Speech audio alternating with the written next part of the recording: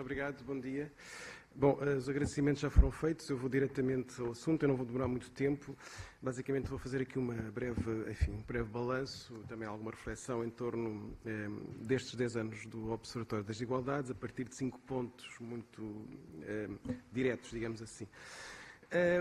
As atividades do Observatório das Desigualdades iniciaram-se em 2008, portanto, que correspondeu ao ano da crise económica e financeira, não é? E, portanto, isso significou que foram, nestes 10 anos, muito complicados, muito duros, foi um período muito difícil e que nós, dentro do possível, tentamos analisar de uma forma sistemática, utilizando um conjunto de análises, estudos, uma análise sistemática também de indicadores e um dos objetivos fundamentais, precisamente a partir do momento em que a crise deflagrou e depois as suas várias replicações que levaram depois ao programa de ajustamento e à Troika e todo esse período bastante difícil, foi precisamente tentarmos captar, identificar através da análise, dentro do possível, os múltiplos impactos, digamos assim, que estavam a ser criados a partir de dinâmicas de aumento do desemprego, diminuição do emprego, as dinâmicas de precarização, de um forte empobrecimento da população. Portanto, tudo isso aconteceu de uma forma muito rápida, muito intensa, necessitou de uma análise sistemática, muitas vezes difícil de empreender, porque muitos dos indicadores utilizados, de facto, não nos davam a possibilidade de dar conta precisamente do que estava a acontecer na sociedade portuguesa e também, enfim, na Europa de uma forma geral e, portanto, isso foi de facto bastante complicado.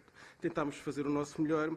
No fundo, aí a nossa perspectiva, e tem sido sempre essa logo desde o início, esta ideia que as desigualdades são interdependentes e são multidimensionais. E, portanto, no fundo, e esse é um ponto que é uma imagem de marca que se fizerem do próprio Observatório das Desigualdades, é algo que nós repetimos muitas vezes até a exaustão, e eu acho que nestes últimos dias, dado, enfim, também a mediatização do livro e o modo como tem sido tratado pela comunicação social, o nosso enfoque tem sido muito esse, ou seja, nós temos que olhar para as desigualdades de uma forma multidimensional, porque de facto elas alimentam-se reciprocamente e não podemos, e é um erro, ancorar a análise das desigualdades a partir de um conjunto limitado de indicadores ou a partir de determinado tipo de dimensão e por aí adiante. E, portanto, desde sempre nós identificamos isso como sendo uma necessidade analítica e tentámos, no fundo, corresponder a isso e operacionalizar isso. E, portanto, ou seja,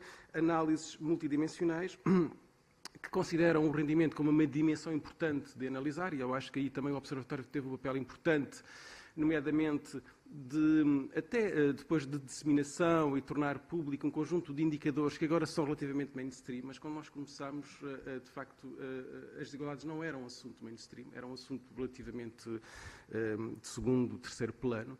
E muitos dos indicadores que agora, felizmente, são trabalhados de uma forma muito sistemática, e, portanto, há aqui o professor Carlos Farinhas Rodrigues, que tem trabalhado muito sobre essas questões, e nós próprios, logo desde o início, também tivemos um papel também de divulgação de muitos desses estudos. Muitos desses indicadores, de facto, na altura, não eram tratados. O coeficiente Gini, os rácios que habitualmente agora se fala, mesmo o risco de pobreza, nomeadamente até em áreas nas ciências sociais, não era habitual. E, portanto, aqui o Observatório teve também, penso eu, uma função até de tradução, não é? E tornar público, digamos assim, este tipo de análises que neste momento são mainstream e são usadas e trabalhadas e não há jornalista, por exemplo, que não os conheça. E eu acho que nós temos aqui um contributo relativamente a isso.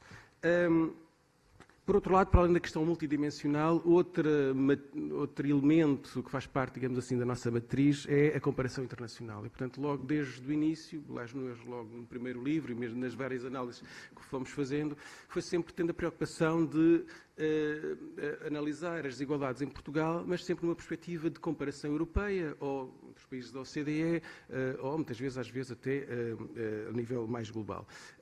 E isso é importante para que percebermos muitas vezes, de facto, de desigualdades é que estamos a falar e perceber também o âmbito e a dimensão dessas desigualdades, não é? Porque muitas vezes um valor, um indicador isolado, podemos não ter, de facto, a real noção da intensidade dessa desigualdade se não tivermos essa perspectiva comparativa. Pronto, isto acontece habitualmente nestas sessões, porque estas mesas, de facto, são relativamente curtas. Portanto, é aqui também uma espécie de habitude. Por outro lado, a ideia aqui foi precisamente enquadrar o rendimento nas análises, mas ir para além também da questão do rendimento. E, portanto, fizemos e temos feito esse esforço de relação entre as desigualdades de rendimento e outros tipos de desigualdades, nomeadamente as desigualdades educacionais. E essa relação é muito vicada em Portugal, mas também a relação com as desigualdades de classe, não é? Incorporar a relação entre rendimentos, desigualdades de classe e por aí dentro. E, por outro lado, também ir para além do próprio rendimento como análise, como elemento de desigualdade, porque de facto, e nós verificamos isso, e eu acho que este livro agora demonstra isso muito bem, há em determinado tipo de setores, determinado tipo de desigualdades, como por exemplo a questão das desigualdades educacionais, que em Portugal ainda são muito determinantes para explicar muitas das disparidades que encontramos na sociedade portuguesa. E isso tem sido um alerta permanente também do Observatório, e eu penso que, por exemplo, ultimamente isso tem sido muito claro nestas últimas, enfim, neste impacto que o livro teve. Bom, portanto, ou seja, análise multidimensional, comparação europeia, comparação internacional. Depois, um outro elemento que eu acho que também é um pouco a imagem de marca do Observatório, e nós desde o início quisemos assumir isso, que é, estamos a falar de ciência pública em ação. Ou seja, basicamente, desde logo com os dois sites, não é? Tivemos um primeiro site, este o segundo, não é? Assumir precisamente a promoção do Open Access, portanto, ou seja, a maior parte da informação, toda a informação que é produzida é informação de acesso aberto, público. Tivemos sempre a preocupação, desde o início logo, de organizar debates e discussão. Temos uma relação muito próxima com os jornalistas e sempre que somos convocados damos resposta relativamente a dúvidas, questões, comentários e tudo isso. E digamos assim, entramos num espaço público no sentido de, muitas vezes também, e esse eu acho que é a principal questão, levar e transmitir trabalho académico, não é? E levá-lo para fora das fronteiras do perímetro da academia. E, portanto, ou seja, que o trabalho académico, o trabalho feito na academia, o trabalho de investigação, tenha um impacto também público e que seja conhecido. Eu penso que contribuímos nisso através das várias plataformas de informação, websites, desde logo nas suas várias secções, desde a divulgação de indicadores e sistematização de indicadores, estudos que fomos fazendo, as recensões, as entrevistas, as bases de dados que fomos disponibilizando, as bases bibliográficas. E também, digamos assim, a nossa presença nas redes sociais. Não é? Logo desde cedo estivemos presentes no Facebook e em várias redes sociais e precisamente nessa lógica precisamente de divulgar, disseminar o máximo possível a informação. Temos também uma relação muito clara com um plano editorial, não é? Ou seja, desde logo houve aqui uma coincidência que a editora Mundos Sociais foi criada pouco depois, em 2010, e logo desde o início nós definimos que era importante existir uma coleção designada Coleção de Desigualdades. E, portanto, e nesta coleção de desigualdades já publicámos um conjunto de livros, como podem verificar, de investigadores da própria equipa ou que tenham uma relação com o próprio Observatório. E, portanto, fomos publicando um conjunto de livros e muitos deles tiveram, de facto, uma expressão importante no espaço público, tiveram impacto. Desde logo o primeiro livro, que foi um livro em que nós fizemos esse esforço, não é? Um livro sobre desigualdades sociais em 2010, que fazemos um balanço das desigualdades sociais até aí, e tivemos um evento onde convidámos o ex-presidente da República, Jorge Sampaio, o Diogo Freitas do Amaral, e, portanto, de facto teve um grande impacto. E este livro é constituído por duas partes, uma delas, de facto, corporiza o tipo de trabalho do Observatório, na caracterização de indicadores e por aí diante, e uma segunda parte, nós temos ensaios e artigos, capítulos que derivam de investigações desenvolvidas no próprio CIES. Portanto, logo desde o início também esta articulação, digamos assim, como eu estava a dizer, entre a disseminação e divulgação de indicadores e também aqui a divulgação de trabalho científico desenvolvido pelas equipas de investigação do centro do CIES.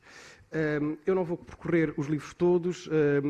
Há aqui um livro sobre precariedade, foi logo um assunto que nós trabalhámos logo. Este livro do professor António Firmino da Costa, que é o nosso best-seller, sobre as desigualdades sociais contemporâneas. Depois um livro do professor também João Ferreira de Almeida, entre desigualdades e perspectivas dos cidadãos. Depois um livro que corresponde a uma tese de doutoramento do Nuno Nunes sobre a ação coletiva. Um livro sobre questões educativas. Um outro livro que tivemos também com vários capítulos sobre desigualdades. E, finalmente, o livro que será apresentado hoje, que é o livro designado Desigualdades Sociais, Portugal e Europa, que, obviamente, não é exclusivo do Observatório. Enfim, a ideia partiu do Observatório, mas que envolve uma parte substancial dos investigadores do CIES. E, portanto, isso remete para aqui outro tipo de dimensões que queria falar. Mas, antes disso, um outro enfoque do Observatório foi a internacionalização. Nós estamos logo praticamente desde a fundação ligados à Inequality Watch, em que temos feito um esforço também de ter algum impacto no espaço público europeu e, nesse sentido, enfim, para não também estar aqui a subcarregar, nós acabámos de publicar no âmbito desta rede um livro que se chama precisamente Reducing Inequalities, a Challenge for the European Union. E a ideia aqui é precisamente alertar para o problema das desigualdades à escala europeia, perceber que ela é um problema de países, um problema interno aos países, mas também um problema da própria Europa. E o livro é constituído por duas partes. Uma primeira parte mais de diagnóstico em torno da questão da desigualdade e da pobreza na União Europeia, a partir de várias análises, recorrendo a indicadores muito diversificados e por aí diante, também na relação com a precariedade e com a pobreza. E depois uma segunda parte, que é uma parte mais tem a ver com questões mais normativas, de política europeia e por aí diante, em várias áreas, designadamente, enfim, desde as questões de algum balanço sobre os instrumentos que a própria Europa tem para combater as desigualdades e tipo de políticas que tem exercido e as carências a esse nível, ao nível da desigualdade de género, a questão dos direitos humanos, uma reflexão sobre justiça social a partir precisamente da União Europeia e depois dois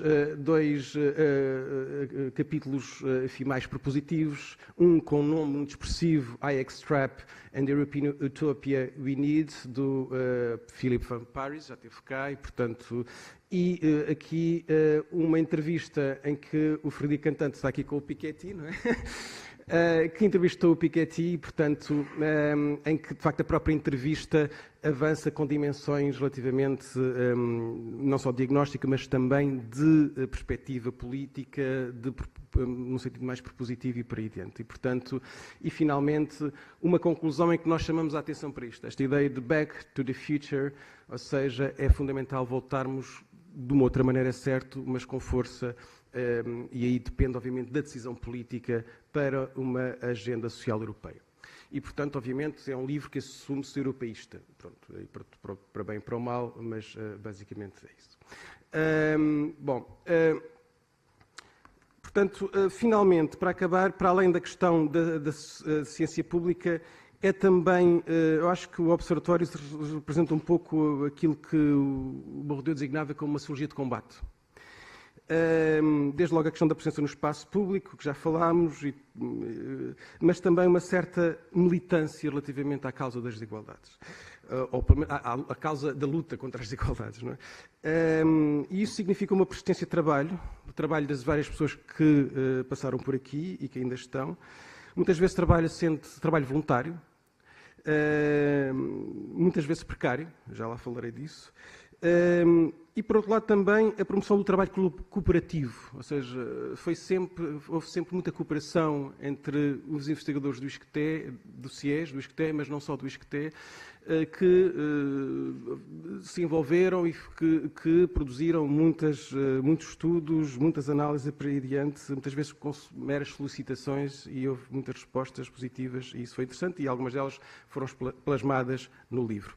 É claro que esta ciência pública e esta sociologia de combate não é, neste momento, um tipo de ciência que é muito valorizada, tendo em conta os parâmetros habituais da avaliação científica e na ciência mais mainstream. E, portanto, aqui também uma certa teimosia e alguma resistência. Mas eu acho que, e tendo em conta o que está a acontecer com este livro que acabamos de publicar, percebe-se que o impacto público ainda passa muito pelos livros. É claro que nós também publicamos artigos científicos e por aí adiante, mas não há dúvida nenhuma que o livro é e tem um impacto público, o impacto social e mesmo o impacto científico que dificilmente os artigos têm nas áreas das ciências sociais. Não significa isso que não devemos produzir artigos, nós próprios fizemos isso e organizamos alguns dossiês e por aí adiante, mas não há dúvida que os livros são um elemento importante ainda e no formato clássico, curiosamente, de debate, de discussão, e tem um impacto que deve ser valorizado,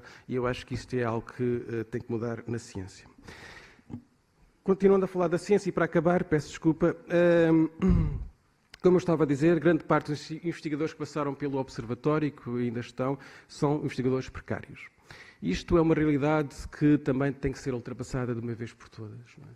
De facto, eu estou convencido que nós tivemos recursos mínimos, e podíamos ter feito muito mais se não fosse a precariedade. Não tenho dúvida nenhuma sobre isso. Houve momentos difíceis, momentos em que o próprio Observatório nós questionámos a sua continuidade, precisamente porque, de facto, do ponto de vista das condições dos investigadores, da sua, não só laboral, mas também, enfim, da sua própria estabilidade, foi difícil, de facto, manter o Observatório, porque o nível de precariedade foi muito acentuado. E isto não é sustentável para a ciência, não é sustentável para as organizações, não é sustentável para as universidades. E, portanto, e sobretudo, em certas alturas, de facto, houve alguma ansiedade, e eu próprio, de perceber que pena, teríamos tido muito mais além, teríamos ter feito muito melhor se não tivéssemos a passar por isto. Eu acho que isto merece não só uma reflexão, mas parece de facto uma ação muito clara do ponto de vista político. A precariedade é um mal que afeta os próprios, mas que põe em causa e afeta cada vez mais a ciência que se produz e por aí adiante. E, portanto, nós podíamos ser muito mais inovadores, podíamos ser muito mais criativos, podíamos ser muito mais críticos, se de facto não vivêssemos nesta constante precariedade. E então eu gostava de agradecer às pessoas, agora para acabar, que trabalharam e que se envolveram no Observatório das Desigualdades, desde logo o Frederico Cantante, que está connosco desde o início, e depois esteve um bocadinho mais aguardado porque teve a fazer a sua tese de doutoramento, e também voltou ao Observatório das Desigualdades, e desculpa se estou aqui, mas e continuando numa situação precária, e, portanto, enfim. A Inês Batista, que passou por cá e que trabalhou no início, a Margarida Carvalho, Ana Rita Matias, outros investigadores do Observatório, o Nuno Nunes, a Rosário Mauritia, o Tiago Carvalho, a Susana Cruz Martins, o Nuno de Almeida Alves teve um papel importante, nomeadamente naquele estudo da precariedade que tivemos aqui a falar. E, finalmente, uma palavra também para professores que tiveram um papel fundamental na fundação e na consolidação do Observatório, desde logo o professor Rui Pena Pires e o saudoso professor António Dornelas, que foram muito importantes no início, nomeadamente dos protocolos iniciais que nós tivemos com os ministérios e que foram essenciais para um financiamento base inicial. O professor Fernando Luís Machado, então diretor do CIES, que teve um papel importante também de lançamento do próprio Observatório. E, finalmente, um agradecimento muito especial ao diretor do Observatório das Desigualdades desde 2008 até 2016, o professor António Firmino da Costa, que em algumas alturas, se não fosse ele, de facto, provavelmente o Observatório não estaria aqui.